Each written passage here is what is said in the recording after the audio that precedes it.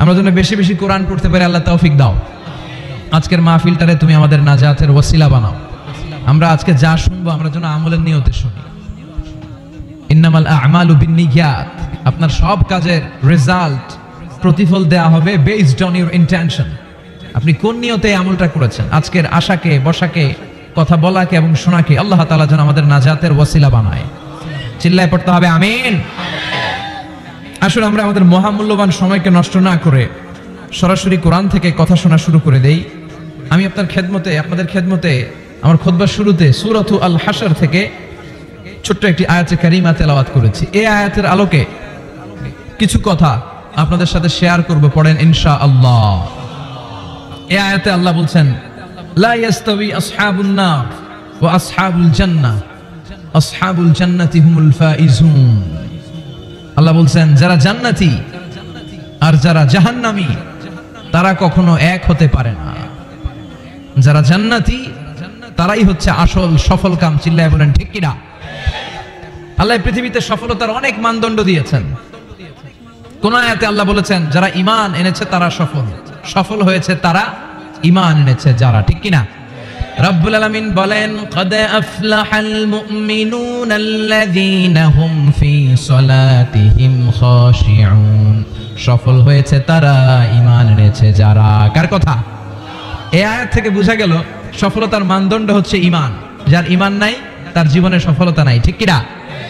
আবার অপর আয়াতে আল্লাহ বললেন, ক্বাদ আফলাহা মান যাক্কাহা ওয়া ক্বাদ খাবা মান দাসসাহা। আত্মাকে পরিশুদ্ধ করেছে যে সফল হয়েছে সে। আল্লাহু আকবার।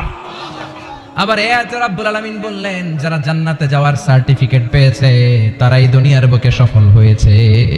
আসলেই তো, জাহান্নাম থেকে মুক্তির ঘোষণা যদি আমি পেয়ে যাই আর জান্নাতে ঢোকার সার্টিফিকেট যদি আমি হাতে পাই, আমার চেয়ে সফল আর কেউ হতে পারে? কথা বলেন। এজন্য রব্বুল আলামিন বলেন, ফামান যুহজিহা আনিন নারি ওয়া উদখিলাল জান্নাতা ফাকাদ ফাজ ওয়া মাল হায়াতুদ দুনিয়া ইল্লা মাতাউল গুরুর। জাহান্নাম থেকে যে মুক্তি পেল, জান্নাতে ঢোকার সুযোগ যে পেল, সেই সফল হলো, ঠিক কি না? ফারীকুন ফিল জান্নাতি ওয়া ফারীকুন ফিস সাঈর। সবাই জান্নাতে যাবে না, একদল যাবে জান্নাতে আর একদল যাবে জাহান্নামে। এখন সিদ্ধান্ত আপনার, দ্য চয়েস ইজ ইয়ার্স। আপনার একটা শক্ত সিদ্ধান্তই পারে আপনাকে জান্নাতে ঢুকাতে, আর আপনার একটা দুর্বল সিদ্ধান্তই আপনাকে জাহান্নামের অধিবাসী বানানোর জন্য যথেষ্ট। চিল্লায় বলেন ঠিক কিনা? এজন্য সিদ্ধান্ত আপনার, দ্য চয়েস ইজ ইয়ার্স। আল্লাহ বললেন সবাই জান্নাতে যাবে না, কারণ জাহান্নামে অনেকে যাবে, কিন্তু আমাদের সিদ্ধান্ত নিতে হবে যে আমরা জান্নাতে যাব। আমরা কই যাব? কথা বলেন। জান্নাতে যে যাবে এটাও কইতে পারো না। জান্নাতে যাওয়ার ইচ্ছা আছে না সবার? ইচ্ছা নাই কার কার? হাত তোলেন তো। সবার ইচ্ছা আছে তো? আমরা জান্নাতে যেতে চাই, কারণ জান্নাত হচ্ছে আরামের জায়গা। আরাম চায় না কে? সবাই আরাম চায়, ঠিক কিনা?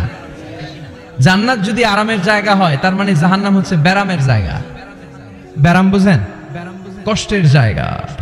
জাহান্নাম হচ্ছে কষ্টের জায়গা, জান্নাত হচ্ছে আরামের জায়গা। জান্নাতে কোনো টেনশন নাই, জান্নাতের ভেতরে কোনো ঝামেলা নাই, জান্নাতে কোনো মারামারি নাই, কিলাকিলি নাই, হরতাল নাই, গদি লইয়া টানাটানি নাই, ঠিক কিনা? জান্নাতের ভেতরে তুফান নাই, বন্যা নাই, ভূমিকম্প নাই, পুলিশের দৌড়ানি নাই। কথা কন। যা দৌড়ানি খাওয়ার দুনিয়াতে আমরা খেয়ে ফেলাইছি। জান্নাতে হবে আরাম। জান্নাত কে মজা লে লো, জান্নাত তোমারি হ্যায়। ওই দিন জান্নাতীদের মজা দেখা যাবে। কি আনন্দ, কি বিজয় উল্লাস, কি তাকবীরের স্লোগান। সেই আনন্দ ঘন সময়ের জন্য আমরা অপেক্ষায় আছি। We are waiting for that day, we are waiting for that joyful moment. ওই চমৎকার সময়ের অপেক্ষায় আমরা আছি। তাহলে বুঝা গেল জান্নাত হচ্ছে আরামের একটা জায়গা। ওইখানে কোনো ব্যারাম নাই, কষ্ট নাই, রোগ বালাই নাই, কারেন্টের বিলের ঝামেলা নাই, গ্যাসের বিলের ঝামেলা নাই, মাস শেষে বাড়ি ভাড়ার টেনশন নাই। কথা কয় না? এই টেনশনগুলো নিত্য নৈমিত্তিক জীবনে আমাদের আছে না? জান্নাতে কি এই টেনশনগুলো আপনারা পাবে? কথা বলেন। তাহলে ওই জান্নাতে যেতে চায় না কারা? সবাই যেতে চায়, ঠিক কিনা? আমরা সবাই জান্নাতে যেতে চাই। চিল্লায় বলেন ইনশাআল্লাহ। আল্লাহ এখানে যেমনি তোমার কোরআনকে সামনে নিয়ে আমরা একসাথে বসেছি, জান্নাতুল ফেরদাউসের ভিতরেও তুমি আমাদেরকে একসাথে থাকার তৌফিক দিও। আরো জোরে পড়েন আমিন। এখন কি চমৎকার জান্নাত আল্লাহ তাআলা মুমিনদের জন্য তৈরি করে রেখেছে, শুনতে মনে চায়? শুনবেন শুনবেন কেমন জান্নাতে আমরা থাকবো। আপনাদের এই স্যাক্রিফাইস, আপনাদের এই কষ্ট, আপনাদের এই ত্যাগ তিতিক্ষার বিনিময়ে কি নিয়ামত আল্লাহ তাআলা আপনাদের জন্য প্রস্তুত করে রেখেছে, এটা কি শুনতে মনে চায় না? আজকে আমরা কোন জান্নাতে ঢুকবো, আল্লাহর কাছে কোন জান্নাত চাইবো, জান্নাতের কোয়ালিটি গুলো কেমন, এই জান্নাতের ব্যাপারে আল্লাহ তাআলা কোরআনের ভিতরে কি কি বলেছেন, জাহান্নামের ব্যাপারে কি কি বলেছেন, সব শুনে যাব ইনশাআল্লাহ। পড়েন আর জোরে পড়েন ইনশাআল্লাহ। রব্বুল আলামিন বলেন, ফালা তা'লামু নাফসুম মা উখফিয়া লাহুম মিন কুররাতি আ'য়ুনিন জাযাআম বিমা কানু ইয়া'মালুন। মুমিনদের জন্য তো চমৎকার জান্নাত আমি তৈরি করে রেখেছি, কোন মানুষ কল্পনা করতে পারে না কত সুন্দর জান্নাত তাদের জন্য অপেক্ষা করছে। সুবহানাল্লাহ।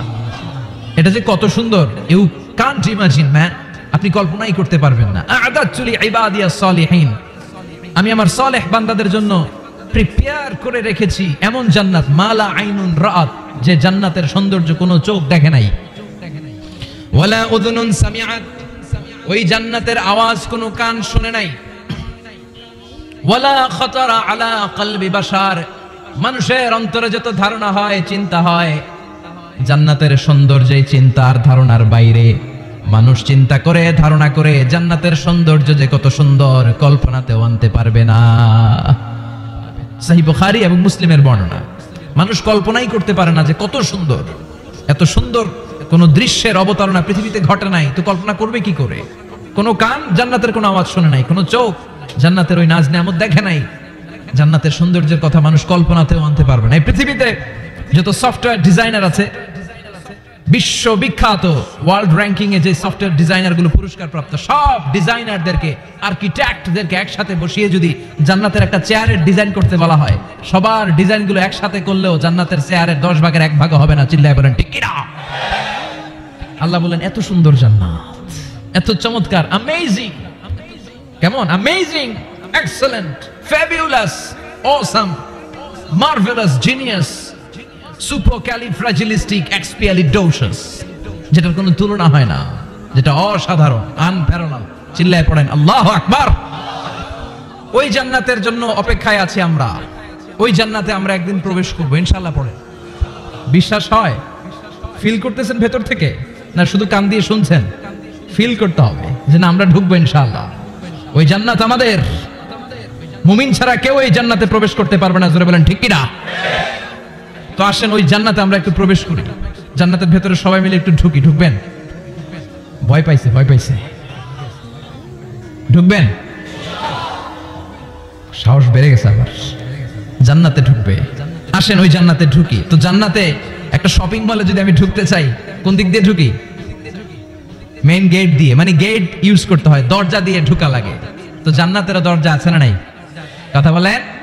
বিশ্বনবী বললেন, ইন্নালিল জান্নাতি সামানিয়াতু আবওয়াব, জান্নাতের রয়েছে 8টা দরজা, মিনহা বাবুন ইউসাম্মা আর-রায়্যান, 8টা দরজার মধ্যে স্পেশাল একটা দরজা আছে, ওই দরজার নাম হলো রায়্যান। লা ইয়াদখুলুহু ইল্লা সাইমুন, রোজাদাররা ছাড়া কেউ রায়্যান দরজা দিয়ে ঢুকতে পারবে না। আবার বিশ্বনবী বললেন, মান দাখালাহা লাম ইয়াজমা আবাদা, একবার রায়্যান দরজা দিয়ে যে ঢুকবে, চিরকালের জন্য তার গলার তৃষ্ণা মিটিয়ে দিবে কে? সিয়াম যারা পালন করবে তাদের জন্য আল্লাহ তাআলা এই দরজা দিয়ে ঢোকার পারমিশন দিবেন। যেহেতু সারাদিন অল দ্য ডে লং সে তৃষ্ণার্ত ছিল, আল্লাহর ভয়ে কিছুই পান করে নাই, এজন্য রায়্যান দরজা দিয়ে ঢোকার সুযোগ সে পাবে, আর একবার ঢুকলে তার গলায় আর তৃষ্ণা থাকবে না। বিশ্বনবী বললেন এই 8টা দরজার অনেক মাহাত্ম্য। সাহাবাদেরকে নিয়ে জান্নাতের দরজার বর্ণনা দিয়ে বিশ্বনবী বললেন, তোমাদের মধ্যে এমন একজন সাহাবা আছে, জান্নাতের প্রতিটা দরজা ওই সাহাবাকে ডেকে ডেকে বলবে, আপনি আমার দরজা দিয়ে জান্নাতে ঢুকেন। প্রতিটা দরজা চাইবে সেজন্য ওই দরজা দিয়ে ঢুকে। সাহাবারা বললেন, ইয়া রাসূলুল্লাহ, ইয়া হাবিবাল্লাহ, কে সেই সাহাবী? কে সেই মহান সাহাবী যেই সাহাবীকে জান্নাতের 8টা দরজায় ডাকতে থাকবে, ইনভাইট করবে, অন্য দরজা দিয়ে যাবেন না, আপনি আমার দরজা দিয়ে ঢুকেন। বিশ্বনবী বললেন সেই সাহাবী হলো আমার হিজরতের সঙ্গী আবু বকর as-সিদ্দিক। পড়েন সুবহানাল্লাহ। কি ব্যক্তিত্ব ছিল, অসাধারণ ব্যক্তিত্ব, পার্সোনালিটি। 8টা জান্নাতের দরজায় ওনাকে ইনভাইট করবে, আসেন আসেন আমার দরজা দিয়ে ঢুকেন। সাইয়েদনা আবু বকরের এত সম্মান, উনি সবগুলা দিয়ে ঢুকতে পারবে, আমাদের পারমিশন থাকবে না, এটা কি হতে পারে? সাইয়েদনা আবু বকর আমাদের লিডার না? কথা বলেন, কথা বলেন। তো লিডার যেটা দিয়ে যাবে আমরাও যাবে ওইটা দিয়ে, চিল্লা এখন ঠিক কিনা? এজন্য বিশ্বনবী বললেন শোনো শোনো, চিন্তার কারণ নাই, মন খারাপ করার কোনো বিষয় নয়। প্রতিদিন সালাত কায়েমের আগে যে তোমরা ওযু করো, এই ওযু করার পর কেউ যদি পড়ে আশহাদু আল্লা ইলাহা ইল্লাল্লাহ ওয়া আশহাদু আন্না মুহাম্মাদান আবদুল্লাহি ওয়া রাসূলুহু, ওযু করার পরে এই দোয়াটা প্রতিদিন যে পড়বে তার জন্য আল্লাহ জান্নাতের 8টা দরজা খুলে দিবে। আমাদেরকে আল্লাহ তাআলা এই অপরচুনিটি দিয়েছেন, প্রতিদিন আমরা ওযু করি, ওযুর পর আমরা এই শাহাদাত বাক্য উচ্চারণ করব। ইনশাআল্লাহ পড়েন, আরো জোরে পড়েন ইনশাআল্লাহ। তো আমরা কিন্তু এখন জান্নাতে ঢুকে যাব। মনোযোগ আছে তো সবার? মনোযোগ আছে না গেছে? কানগুলোকে খরগোশের মতো খাড়া করে রাখেন যাতে কোনো পয়েন্ট মিস না হয়ে যায়, আবার কেউ যেন আগে পিছে না হয়ে যায়। একসাথে ঢুকবো কিন্তু। তো যে গেট দিয়ে ঢুকবো, জান্নাতের যে গেট ইউজ করে আমরা we enter in the paradise, যে জান্নাতে ঢুকবো, ওই গেটের বর্ণনা শোনার দরকার আছে না নাই? বিশ্বনবী বললেন ইন্নাল মিসরাআইন মিন মাসারি'আল জান্নাহ মা বাইনা মাক্কাহ ওয়া হাজার। জান্নাতের দরজার বর্ণনা দিচ্ছেন। আমরা যে আমাদের ঘরে ঢোকার জন্য দরজা বানাই, কয় ফিট বাই কয় ফিট হয় দরজাগুলো? হ্যাঁ, কত কত? 4.5 ফিট বাই 6 ফিট। বিশ্বনবী বলেন জান্নাতের যে 8টা দরজা, তার এক একটা দরজার সাইজ হবে